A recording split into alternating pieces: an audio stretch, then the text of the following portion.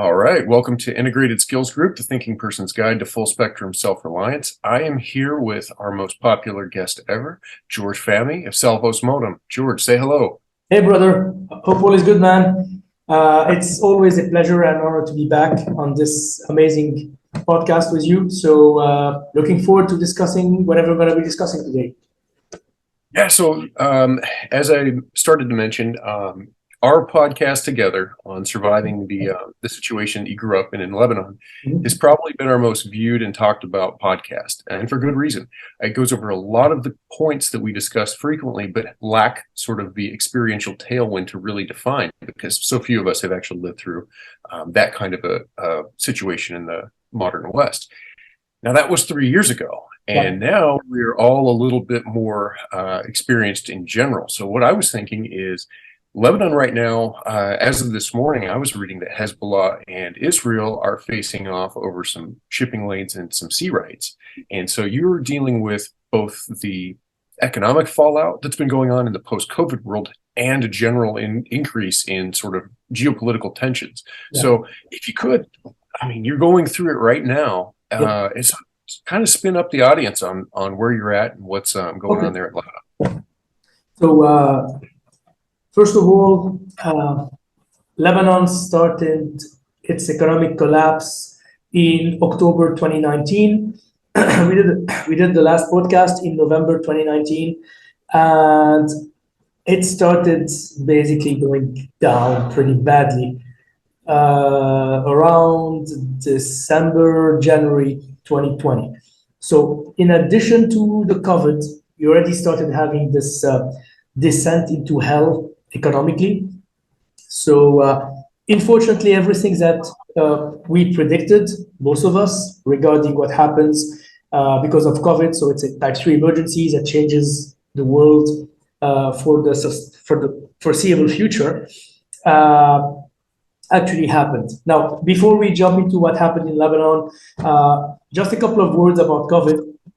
The way it was handled by governments was a test run to impose some kind of social credit score like the Chicoms do, to try to move away from cash and move more into digital currencies, which allows the government to have control over people, which is, unfortunately, the stronger a government is, the weaker your individual's freedom become. So it's a problem. Now, some people will come and say, oh, blah, blah, blah, blah. You know what?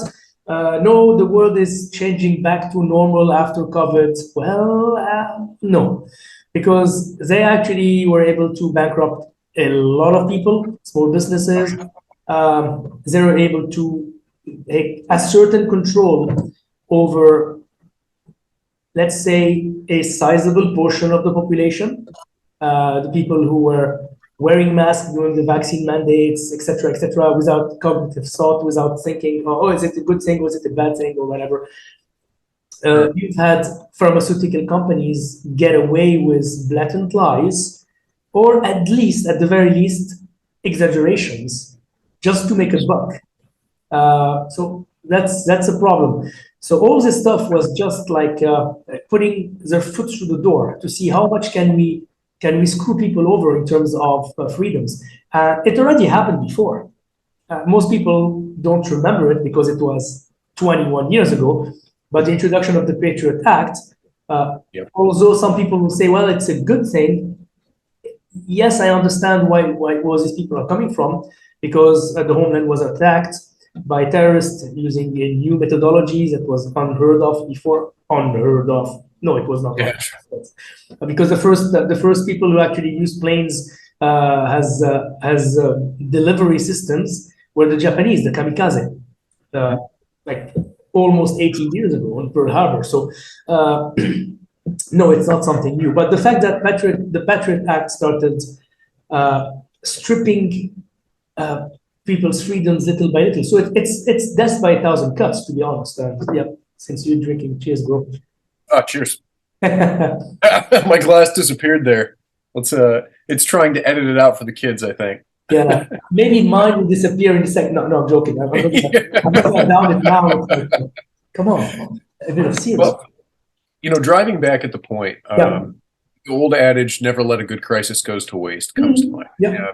Because that's, no matter how we look at the geopolitical events that have happened over, the COVID period or during 9/11. I mean, I had this conversation with a good friend of mine the other day, and he's a older guy, he's a Vietnam era vet, and he was saying, you know what, the response that we gave the world was worse than 9/11. And he's like, I know it's like heresy these days to say that, but if you think about all the lives that were lost in the wake of it, did the loss of the Twin Towers justify that? No, I'm bringing this up not because it's my opinion, but because it's the way that things are viewed in retrospect, right? Like we have this ability, as time passes, to say, hey, this wasn't wise, this wasn't the best idea. And I think a lot of ways we're starting to see that same sort of mentality trickle out of the COVID debacle when you see stuff like, hey, let's declare pandemic amnesty because maybe we said some things that were uncool. Well, there's only one side that's asking for that because there's only one side that needs it, right? And like there's a funny meme that I don't know if I sent it to you, and it's like the only thing you gotta get is a firing squad.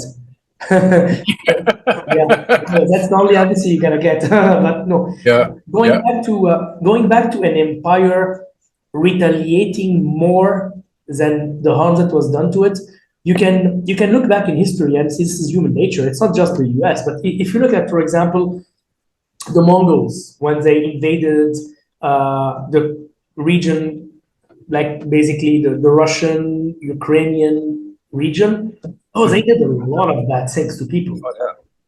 If you look at something similar, also historically, but if we go back like more in time, most people who understand history know of the Battle of Teutoburg Forest, where the Roman legions under Varus were basically ambushed by Arminius, and basically they got massacred. Most people think that it was a great victory for the Germanic tribes. It was. They won the battle, but they lost the war because the whole might of the Roman Empire just came crashing down, and they started crushing all the tribes, the Cheruskis and the other ones. They were not happy. So it's usually an empire will over retaliate when it gets bitten somewhere, just to show that it's still relevant.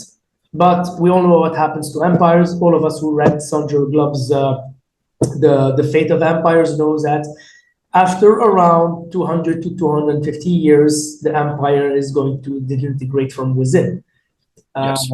Unfortunately, that's the time frame for the US to start disintegrating. And you can look at it. You can just look at what's happening in terms of a society.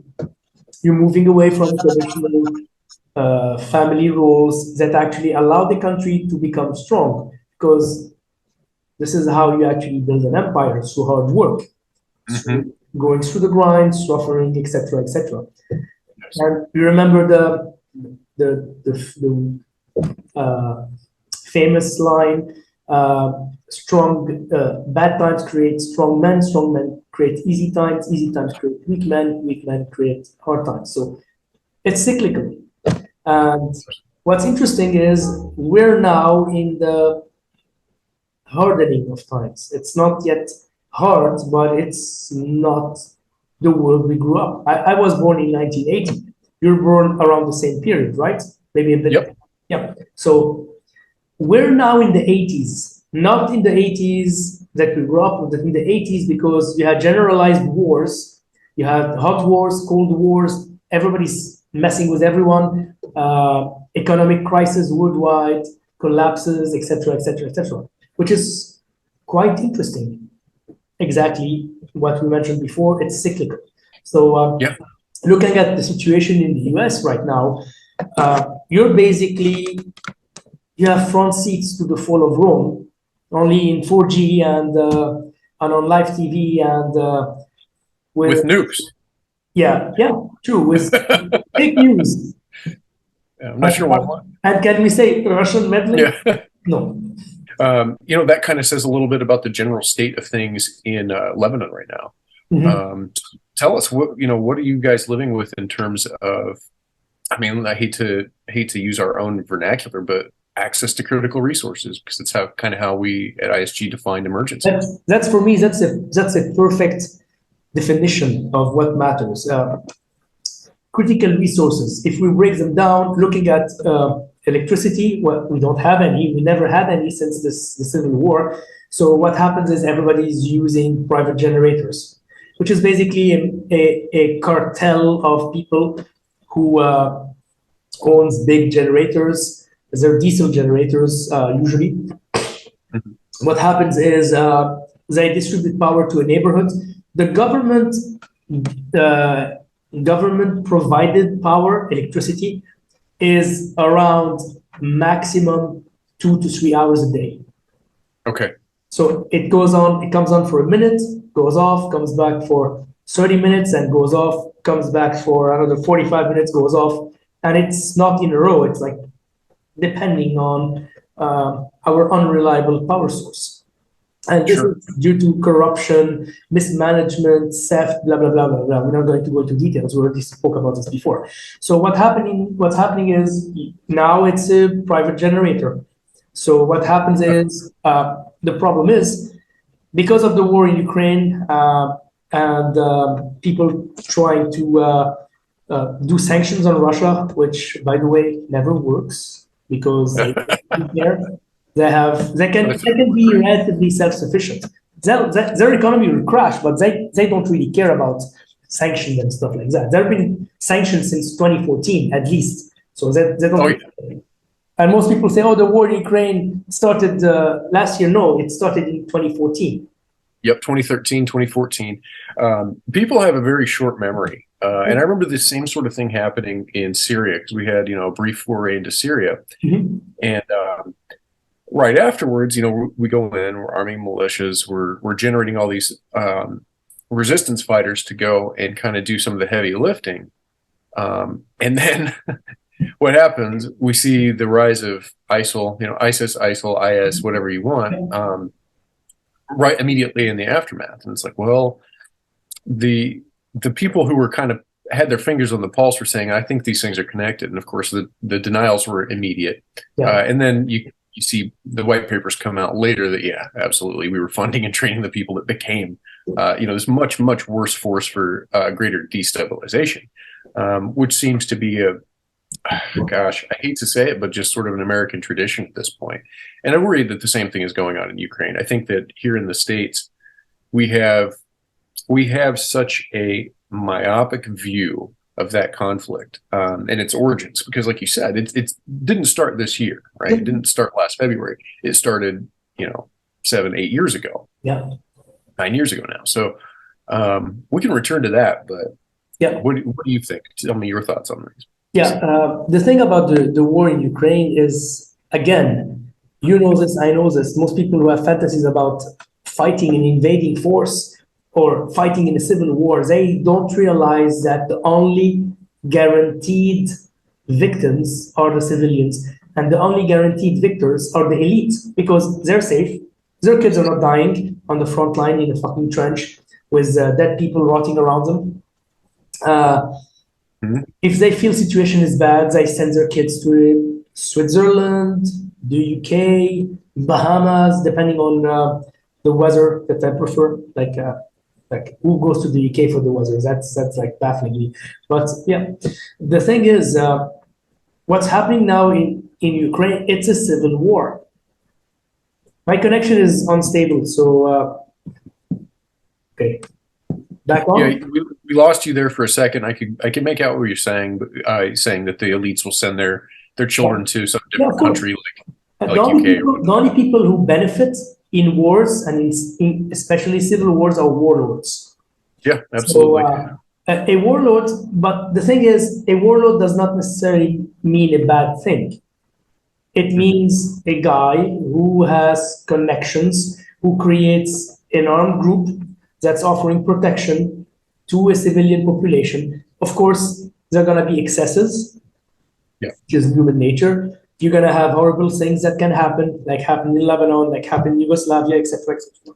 But at the same time, if you look back in history, a warlord technically is a tribal leader who is consolidating power and who's putting his people in positions where they can actually have effect on the population.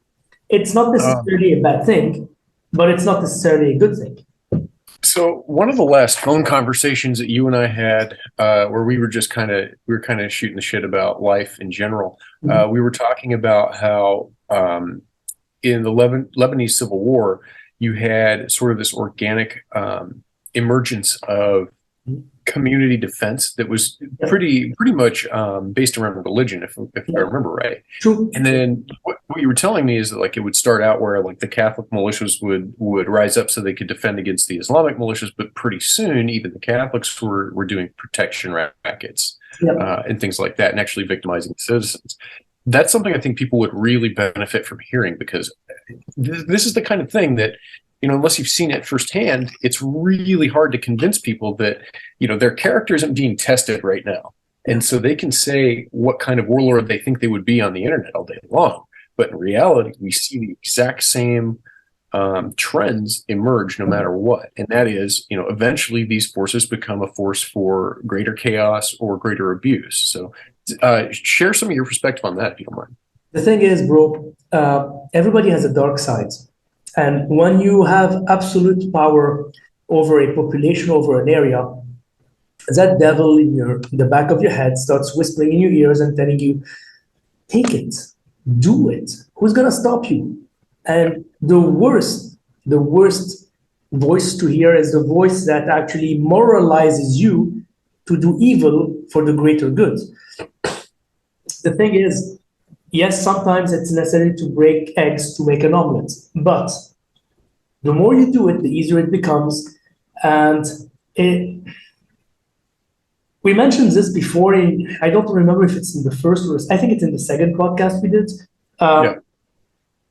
In a situation like a civil war or economic collapse, or when you're actually in survival mode, you need to be able to do moral gymnastics. So you need to fuck around with the ideas of right and wrong. You need to take the darkness that's here and the white that's here, the evil and good, and instead of having like, this is good, this is evil, and there is only a small line of gray that allows you to be, that's the difference between those. What happens is you stretch this line of gray until it's 90%. And you have 5% that's pure evil and 5% that's pure good. Yeah. None of those survive in a real situation. If you're only good, you will get abused, you will get massacred by people who don't think that way. And if you're really, really evil, you will get killed by people who are below you, because either one, they freak out because you batshit crazy, or two, they're even more evil than you and they want a piece of the pie, or three, you messed around and you made so many enemies that people are just waiting for you to just fall asleep to cut your throat when you're like out of it, because you had an orgy and you did a lot of alcohol and drugs. Now I'm God on earth, nobody can do anything to me. Like you go into what's the name of this degenerate Roman emperor? You have so many, but Caligula. Yeah. If you're a Caligula type of guy, you want to make your horse into a general. That was him, I think that was him. So eventually people are gonna say, screw it, let's kill him. It's like basically in the Vietnam War when you had this overzealous Ramf guy who was, let's go and patrol in the night, fight the Viet Congs and kill them, and everybody's like, it's the last week of their tour, and as they go, you know what, frag this officer, let's get rid of him. Yeah. So that's probably is going to happen if you're either purely evil or purely good. So most of the situation is going to be, you're going to be very gray. Now, okay, it can be darker gray where you're doing evil, but not absolute evil, because you can still do good. Or you can be a lighter form of gray in which you're mostly doing good, but when the situation warrants it, you're going to do evil. So that's the thing. And like I said before, like the Lebanese Christian militias, they started as a self-defense to protect their people. And then when they got control over an area, they basically put order into chaos. And now they need to create some semblance of a state. This is why the protection money is basically a tax that you pay to stay in business, right? Oh, you know what? It's for the cause. Yeah, okay. The cause is they get to party and you get to work harder. Humans will always do human shit, and it's never appealing. This is why it's always good to start finding your community before you actually get into a bad situation. You sit down with people who are like-minded. Like if I was in the US, I'd move closer to you guys because I know that, okay, we have the same moral compass. We're not going to sit around and watch satanic pedophiles kidnap and sodomize kids. We're gonna go in and cut their wee-wees off. So it's like you will band together with people who are similar to you. So going back to the light and dark thing, what I mean is you have like moral gymnastics is instead of having like 1% or 5% of gray, and you have white on one side and darkness on the other side. One is being good, one is being evil. In situations like this, like civil war, survival, blah, blah, blah, you stretch the gray area so it's 90%. And you only have 5% pure evil, 5% pure good.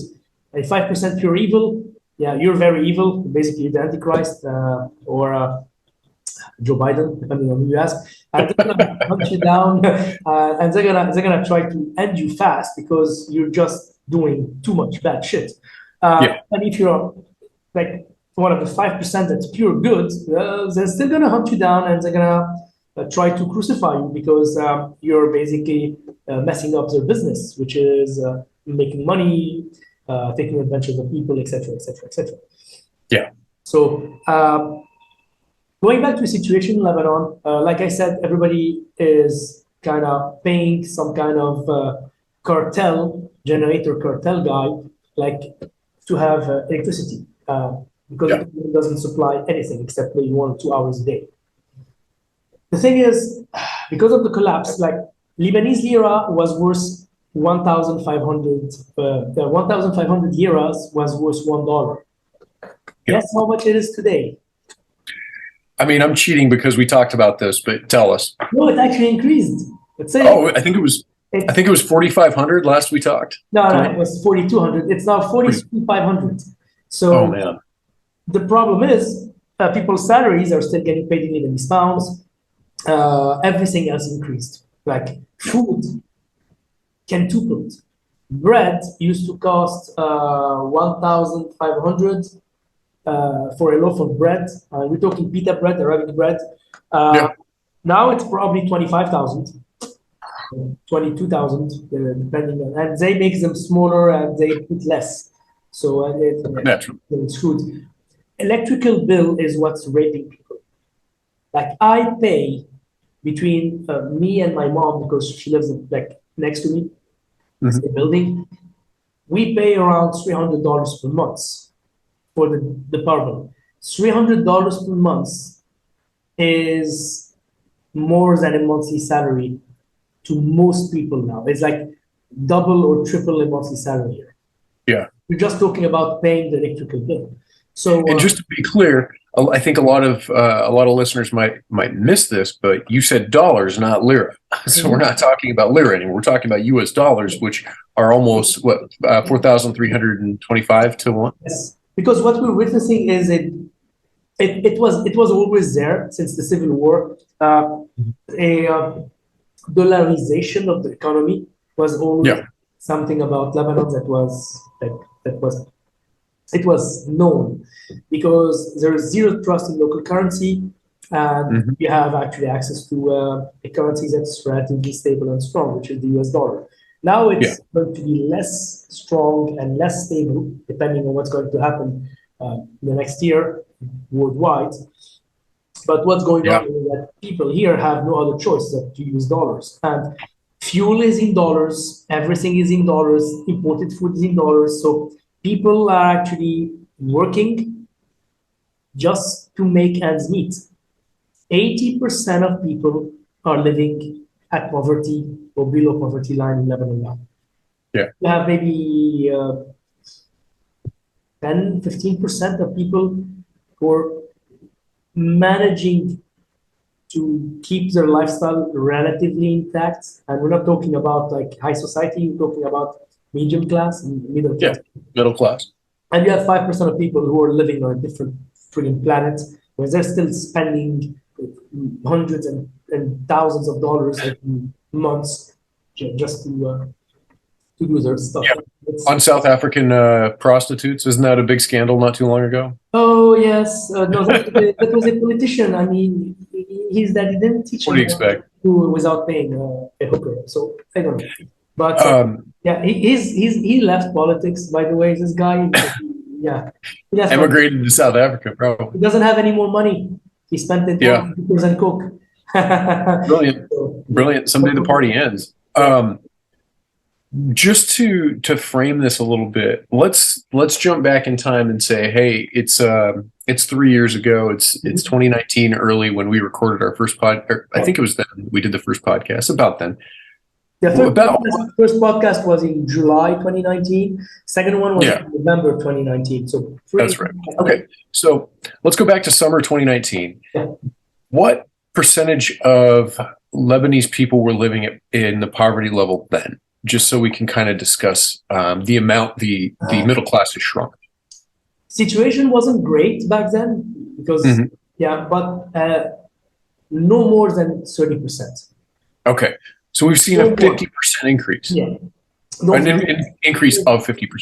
Yeah, don't forget there's something major that happened, and that's the 2011 Syrian civil war. We have 2 million Syrian refugees in Lebanon. And the Lebanese population is 4 million. So you have 6 million people living in 10,000 plus square kilometers. Yeah. So it's like, and the Syrians are basically working for less money because what they do is they buy all that stuff from Syria. They don't reinvest into the local economy. They buy the bread from Syria. They live 20 people in a small room because they don't care about living standards. They don't spend money on like fancy stuff.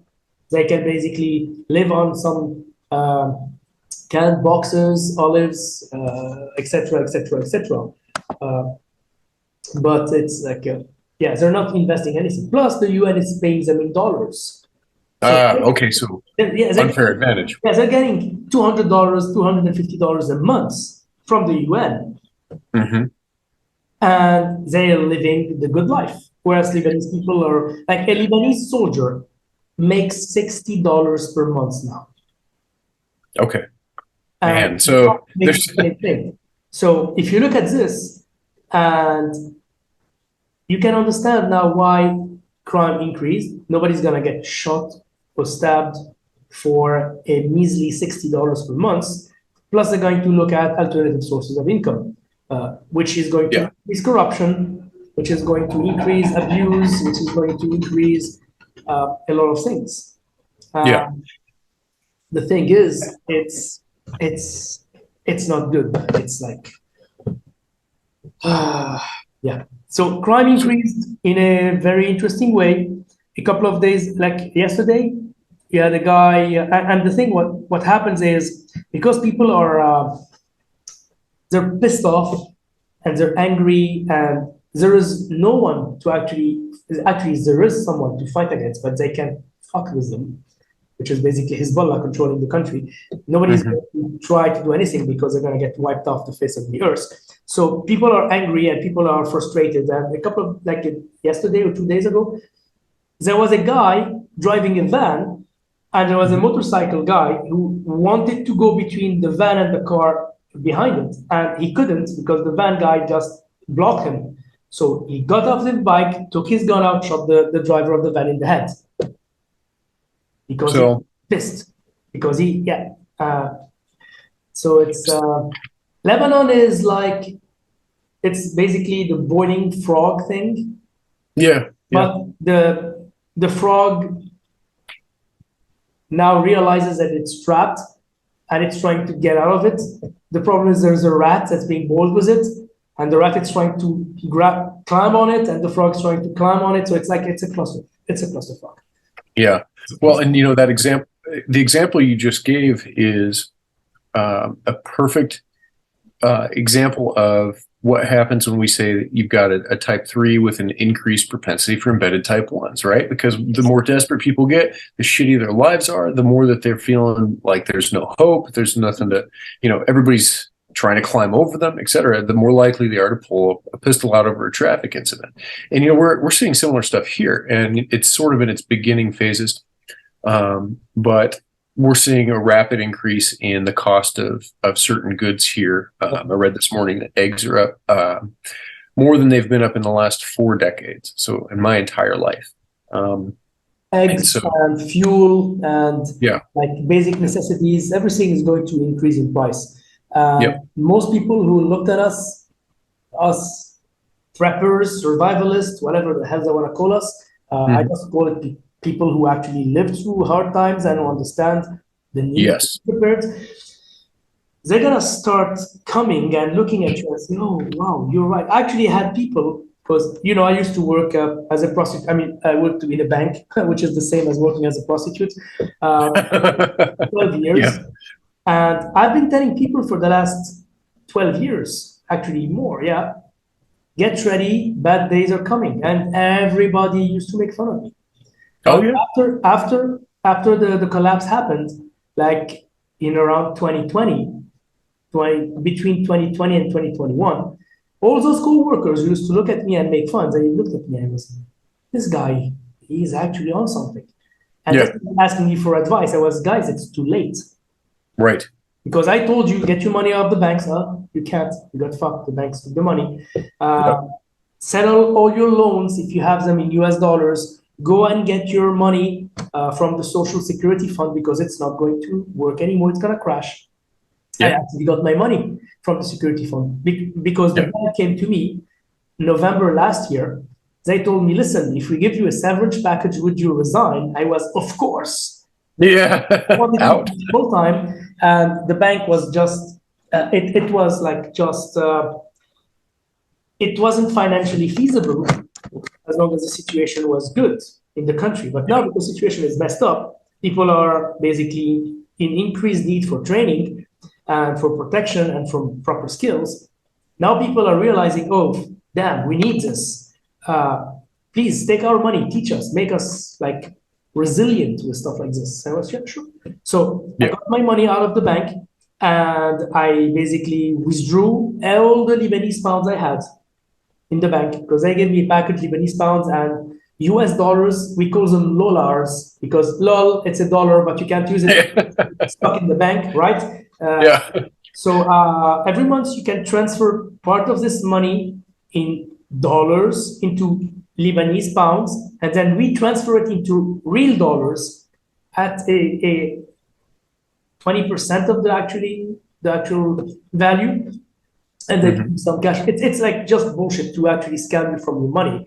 Of course, conversion rates. To have it in your hands than to leave it in the coffers of those greedy fucks, because that's what they are, bankers. So what happened is, I left the bank. I started teaching full time. I've never been happier. The whole country is messed up, but I'm good because I knew this day was coming.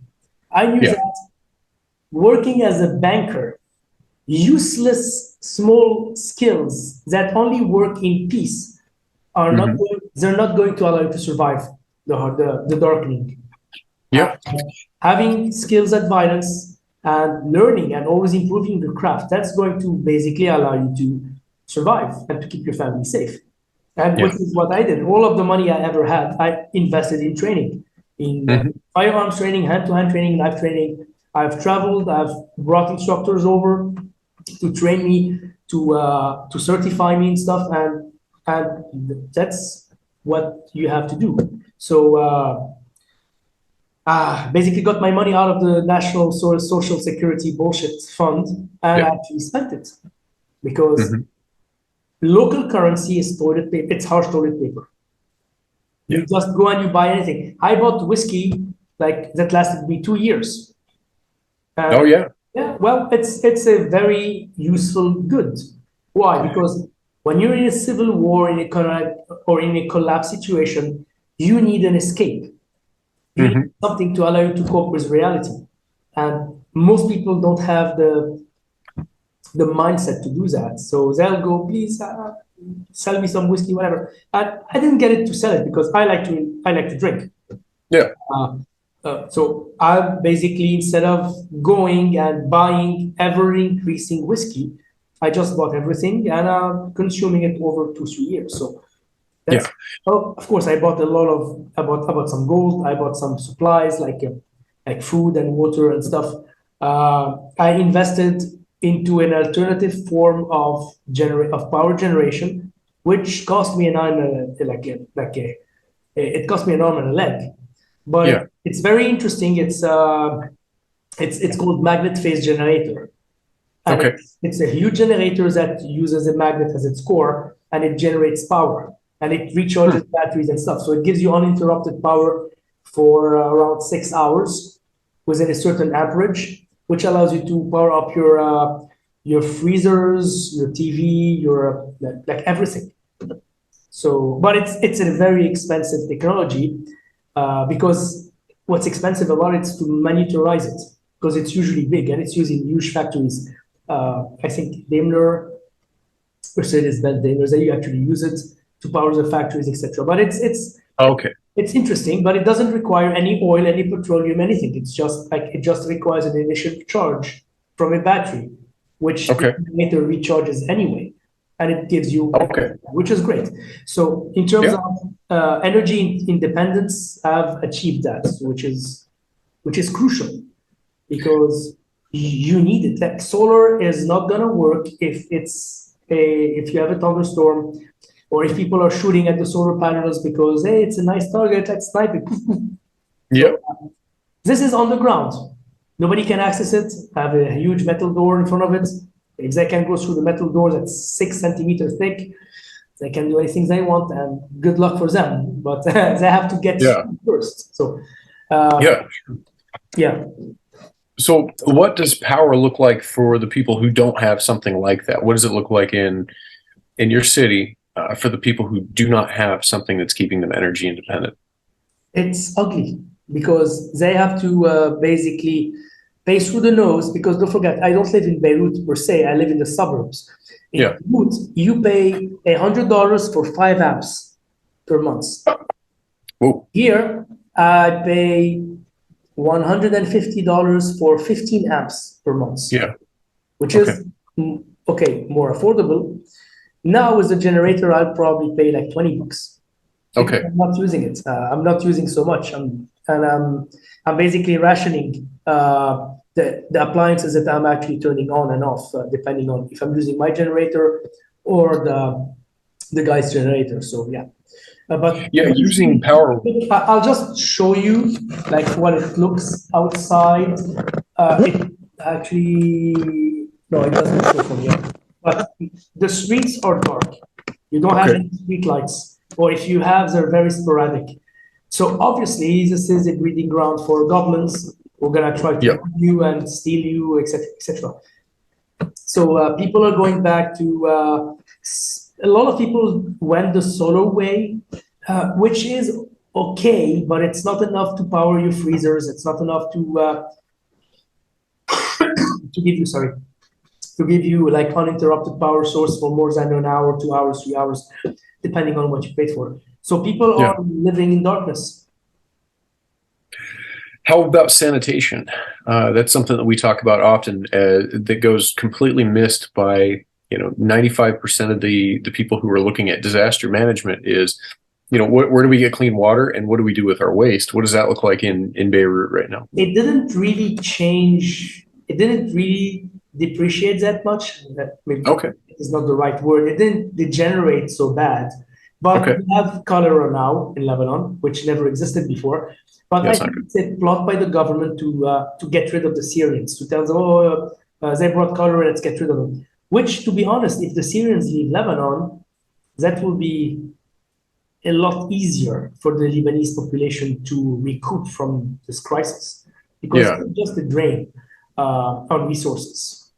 And Okay. of course, I understand you got some good people from Syria and you got some assholes from Lebanon, and yeah, nobody is perfect, etc., etc. But the fact Yeah. that you have 2 extra million people consuming resources that you can't live without, yeah. Yeah. It's Sorry. difficult. I'm sorry for your country being in a civil war, but if I remember correctly, they were the ones who actively fucked my country during our civil war, playing each side against the other. So I can't really have a lot of sympathy for them, you know? Yeah. Well, and that's actually a good talking point from kind of the synoptic view is we have similar dynamics here in the US. If you look at the United States, it's not one homogenous culture. No. You know, like when you leave the mid-Atlantic and you go to New England, it's similar, but it's not the same. Now you go from New England to the Deep South, Yeah. it's not even similar. I mean, you speak English, but it's even different dialects in a lot of cases. And there's no love lost. For the most part, you know, a person from the Deep South doesn't really care about New England and vice versa. In fact, they probably look at each other with a little bit of disdain. Sure. And so what you're talking about now is, hey, during the last conflict, you guys kind of screwed us, and now you need help. And I could absolutely see something like that happening again now because the big population centers in the United States are mostly the Mid-Atlantic, West Coast, and then, you know, down the Eastern Seaboard. The Midwest, by contrast, is much closer to sustainable in terms of the ratio between what can we produce versus what do we consume. Yeah. And so I could see that happening. You know, if there were crises, monetary crisis or whatnot, I could see the Midwest saying, "No, we're keeping our grain shipments here. Y'all are on your own. Good luck importing it from your buddies overseas." Yeah. And that could cause, you know, a more profound rift. Yeah. And that's kind of what you're seeing with the Lebanese and the Syrians now. Mm-hmm. Yeah, true. The thing is, Lebanese don't stand each other, so you can't Yeah. stand anybody else. Right.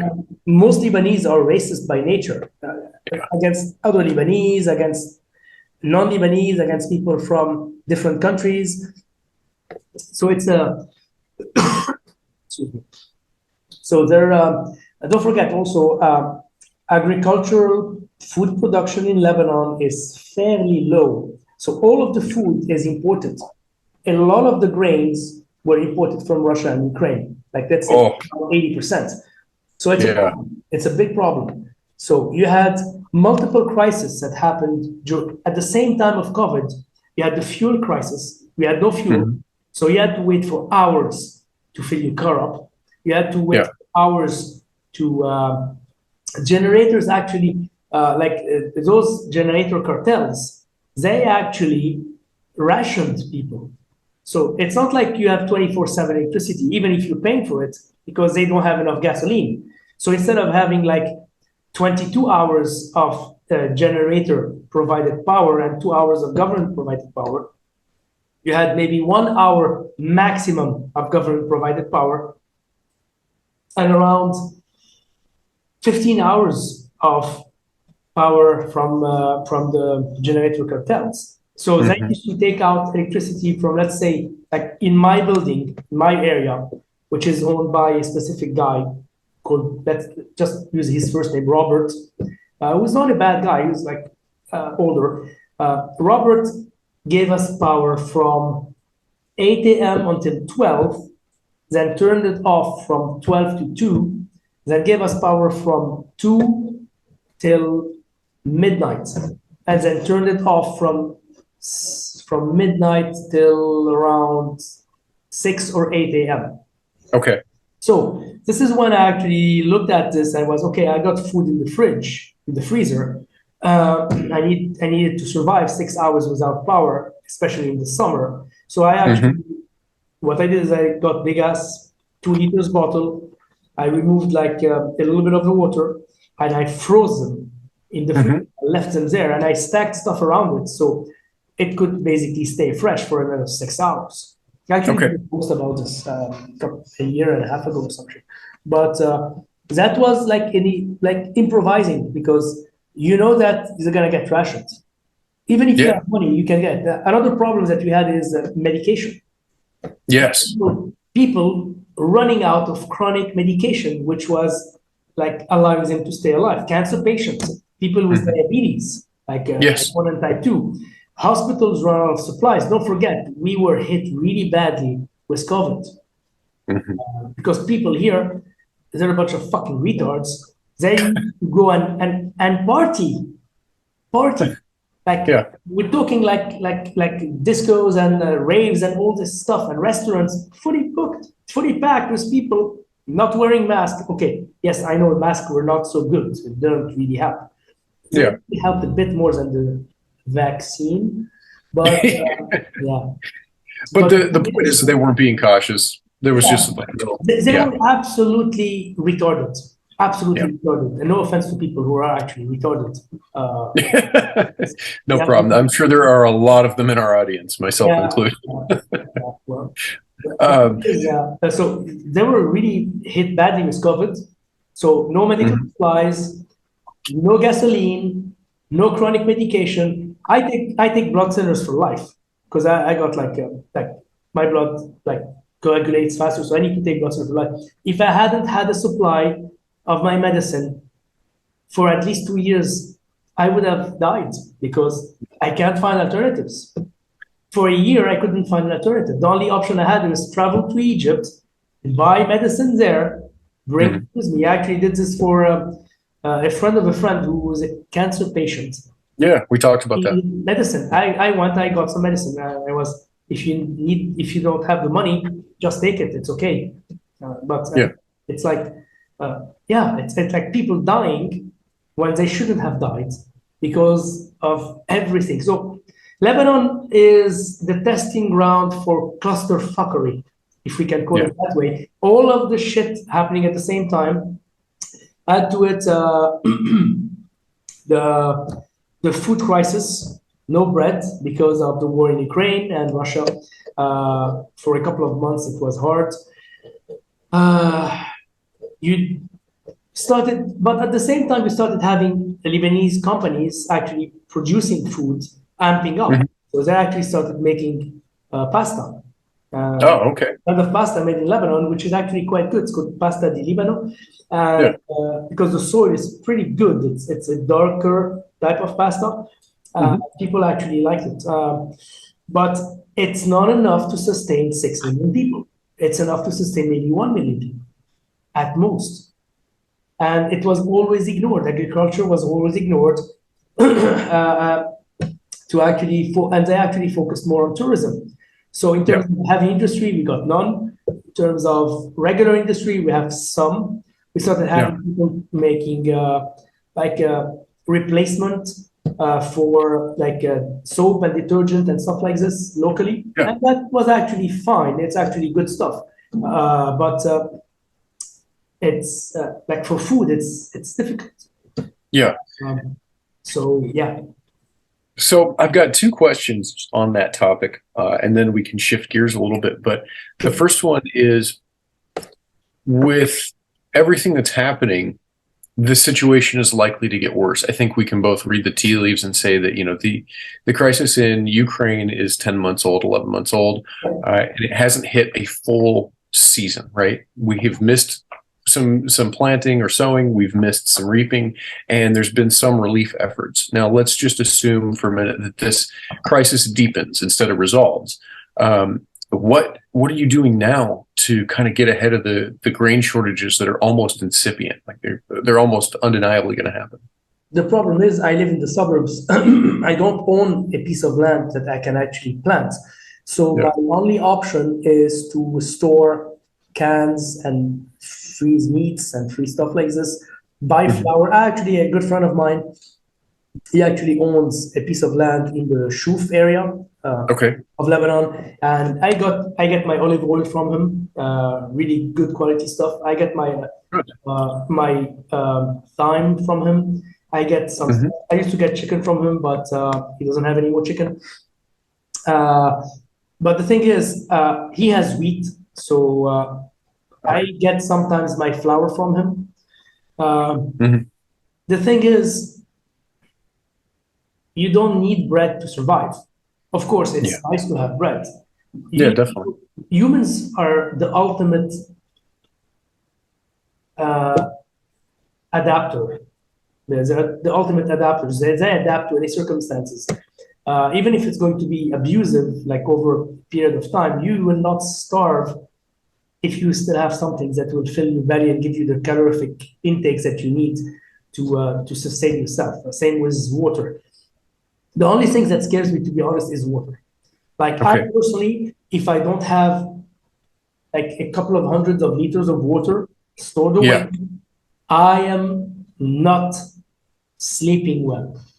I'm being honest, man. If I don't have like a lot of water, I'm not good. You can survive without food for a few days uh, Mhm. and still retain maximum function. But after 3 4 days without food, you start deteriorating. After a day and a half without water, your performance is shit. I usually say after a day, your performance is shit. I usually Yeah. like people Right. say the rules of threes, like 3 minutes without oxygen, 3 days without water, and like 3 weeks without food. I usually Yeah. divide it by three. So for me, it's like 1 minute without oxygen, you're gonna have brain damage.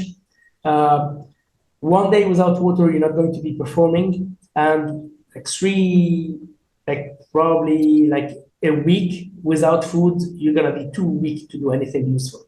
And Yeah, absolutely. yeah, sorry, most people forget that. So to be able to digest food, you still need energy.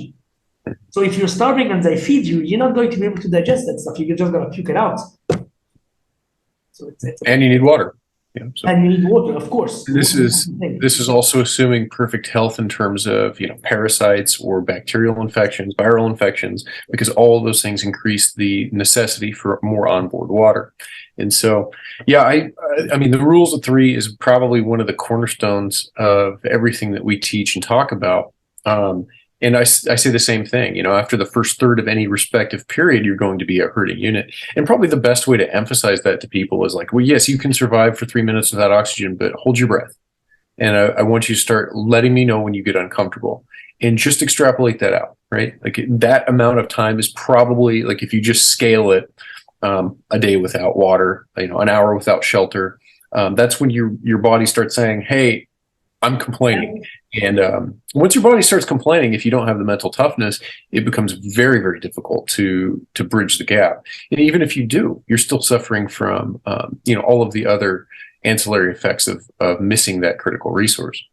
And that's you in a normal environment, not in a war zone with people trying to Yeah, murder you, to kidnap you, to rape you, to cut you into pieces, exactly. the pigs. So it's like add to it Yeah, stress, add to it fear, anger, hate, all those emotions, and they're gonna mess you up really badly. definitely.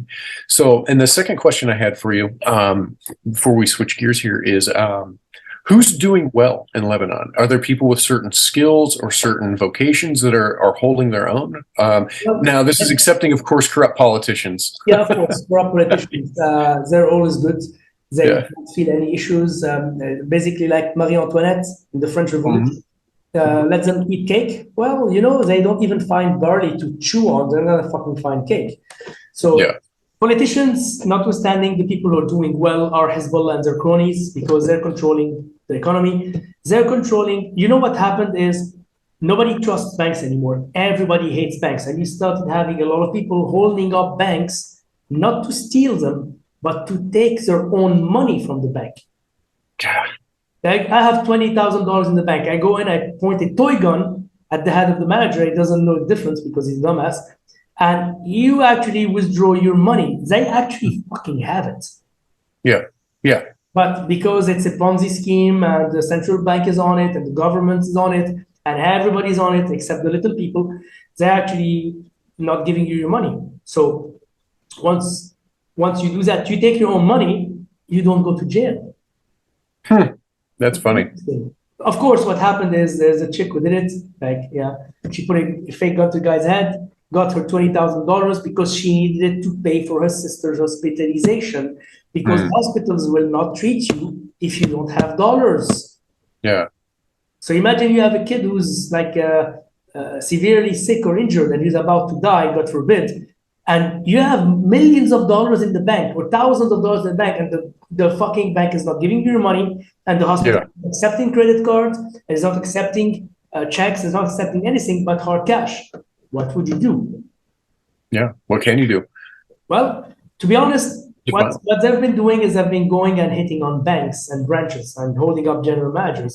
And they forget that although those are misguided fools who actually benefited greatly from this Ponzi scheme, Yeah. the people you should hunt down and put guns up their throats are the owners of the banks. Mm-hmm. Because they knew this was happening. They actually lent money to corrupt politicians to dilapidate on non-existing projects, and they actually messed up everybody. So if anybody from Lebanon is actually listening to me, go hunt down the bank owners, not people who are actually working as employees who barely make ends meet. Sure. Well, and that's always the way it goes, man. The people who are calling the shots are very, very insulated from their own decisions, which is why you get the let them eat cake mentality. And unfortunately, there's no way to reconcile the gap between them and the lives of the regular people. Like, it doesn't matter how much I would appeal to Jeff Bezos or Bill Gates and say, hey, look, the things that you're saying don't make sense practically in real life for regular people, and if you keep pushing them, it's going to have disastrous consequences because they just don't really care. In short, you're the carbon they want to reduce.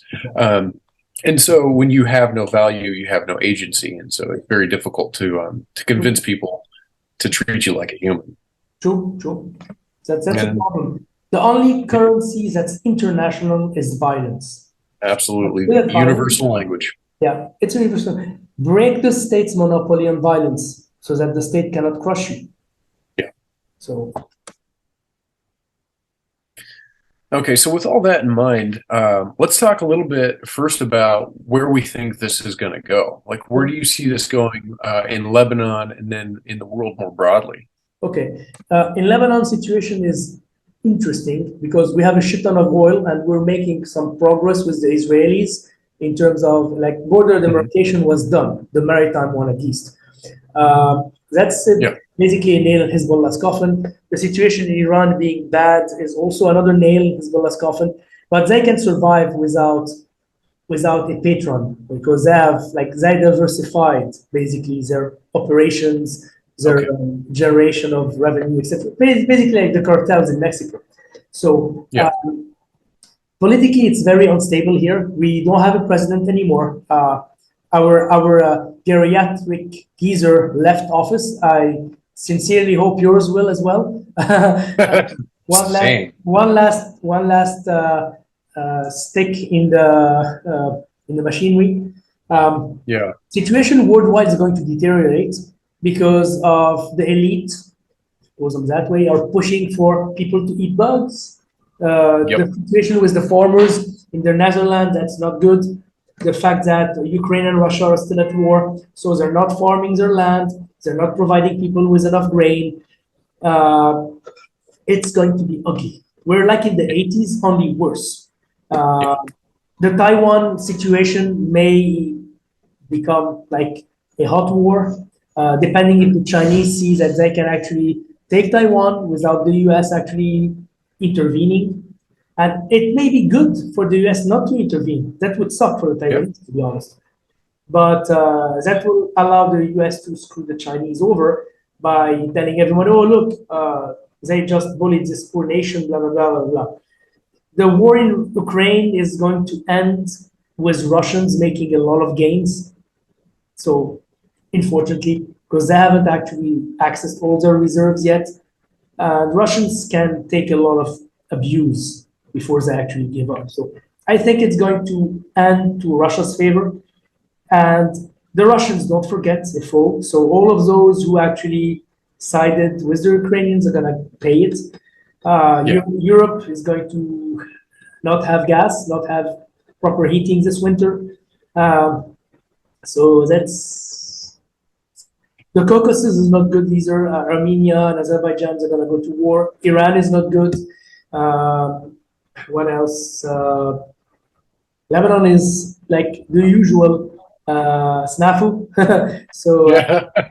yeah, nothing Well, new here. So we're basically a testing ground for everything that's fucked up that happens in the world. So it's okay. It's okay. We're used to it. thanks for jumping on the grenade, dude. I appreciate it. Yeah, yeah. um, So so one of the things that I would personally like to say is that I've had a lot of benefits from getting to know you yeah, because of your training methodology and the things that you go over. Some of the things that specifically speak out to me is your experience with both introducing us kind of to the foreign weapons platforms, yeah, which we'd been around and shot and whatnot, but didn't really appreciate or know intricately. yeah. So Salvos Modum was very formative in kind of getting us to step up our game and start running more with foreign weapons platforms that are more common overseas, and also some of the hand-to-hand and edge weapon stuff. So what training do you think people should be focusing on now? What do you think they should be focusing on in terms of preparedness? First of all, people need soft skills. The most important soft skills I have is their ability to think critically. So don't look at influencers and bullshitters doing fancy shit. Go on the fucking website by ISG, read everything there. Like for me, being on this podcast with you is an honor. Like I found somebody who's way ahead of me in terms of skills, in terms of not specific skills, but a broad array of skills that are applicable for survival, long-term survival. Not the Thank you. survival of the individual, but the survival of the tribe. My, Yes. my, my focus is basically the micro. Your focus is the macro. So we've Yes. blended in very, very nicely together. But you guys look at the big picture and tell people what to do and where to be.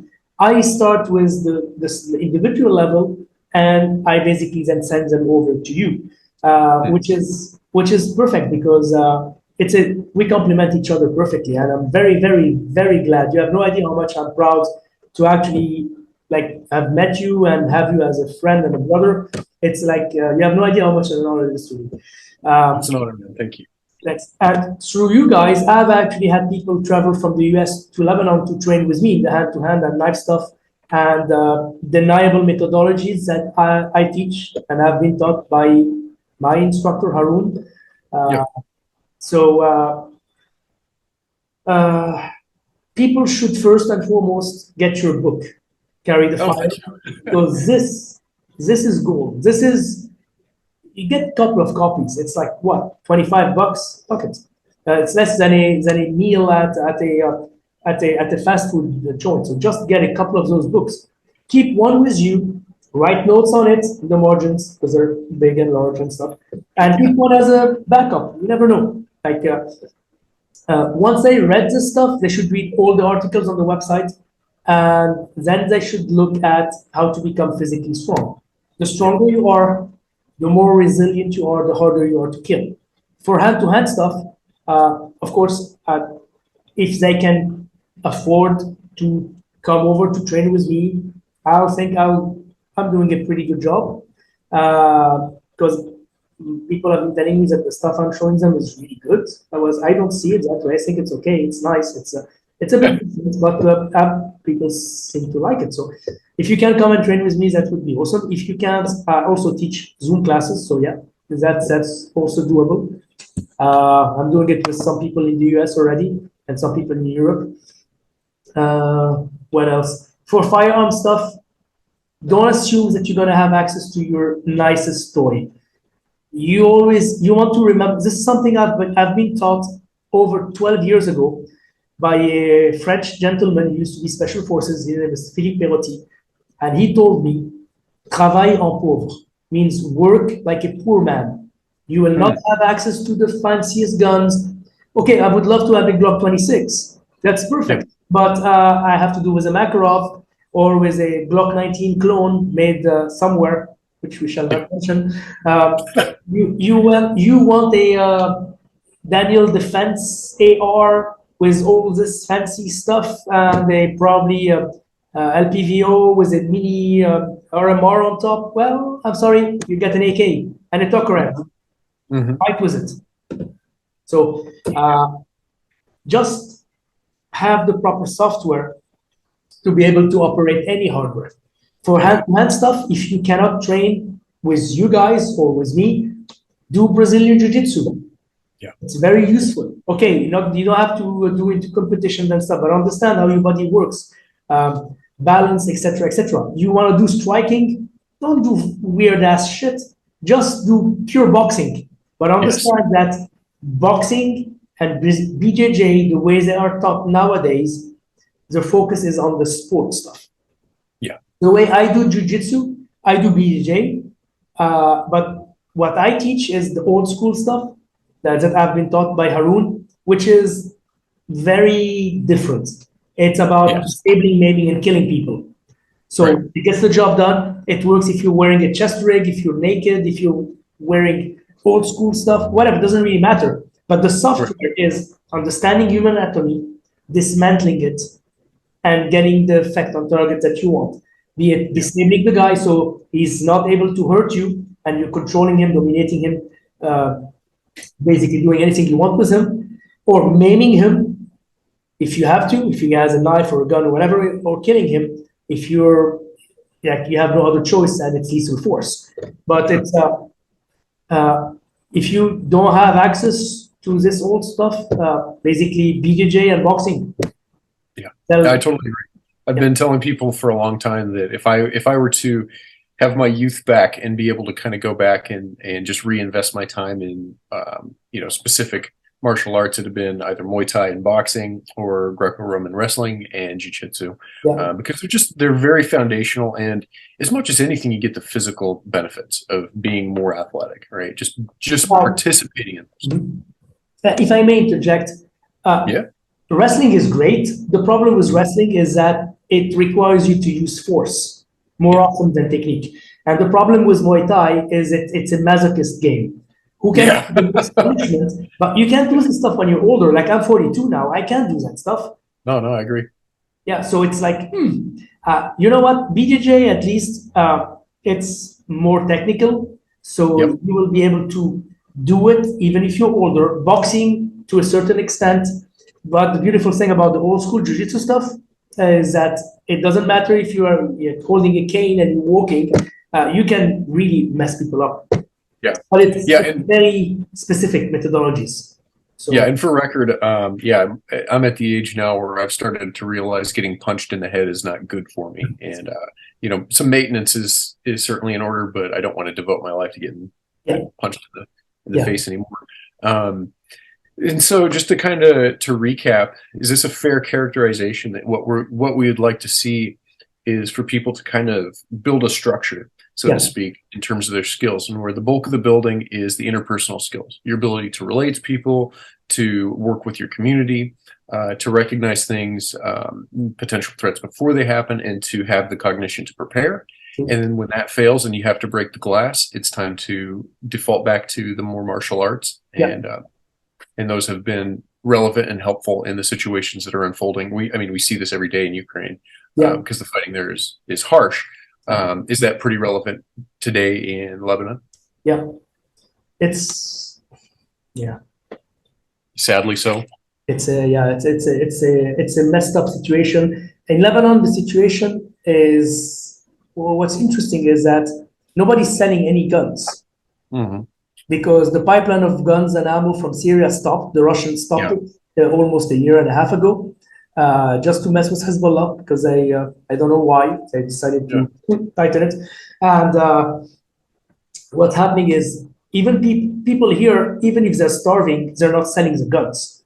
They're selling their wife's gold, and they're not selling the guns. They're selling jewelry, selling other stuff, but they're not selling guns. Even if it's time to put their kids through school, usually they used to sell guns to put their kids through. They're not selling guns. Nobody's selling, nobody's buying. Everybody's like on edge. And they're waiting for something to happen. Something almost happened a year and a half ago. You had some Hezbollah sympathizers who actually went to a Christian neighborhood, which was a stronghold during the civil war of the Lebanese forces, and actually had a few Hezbollah guys who got killed. A lot of them were injured, and they had like a shit ton of weapons. They're actually RPGs building, etc., etc. And you had a couple of people who sniped at them and they killed them. So becoming good with the weapons that you have is crucial. If you can only afford a, I don't know, like a Ruger 2022, that's the only thing you have, train with it. If you have a 3006, train with it. You have a Winchester 700, 308, a deer hunter, yeah, just go deer hunting. If you have an AK, go for an AK. But you need to remember your mission, your environment, and your context. Your mission is what's your objective? Is it to be a badass or to go home to your family, take care of them? Your environment, what's the most commonly found weapon, magazine, etc. in your environment? And the context, what's the context of the situation you're in? Is it the civil war? Is it civil unrest? Is it just like life as usual, etc., etc.? So. Okay. Well, thank you for kind of doing the recap there. I'm very much appreciate your time as always. Thank you. Likewise. Yeah, it's always a pleasure speaking to you, George. I appreciate your perspective, and you've got the experience base that a lot of us now are kind of seeing is coming home to roost here. Yeah. As we get less and less stability, greater infighting, and as sort of the othering of our own people here in the U.S., I think a lot of people are going to find more relevance in the experiences that you've had. So thank you for coming and talking to me. Let's do this again soon, and maybe touch on some of the other things going on in the world and elaborate a little bit more. Thank you for having me, and always a pleasure, man. Absolutely. Cheers, brother. And carry the fire, man. God bless.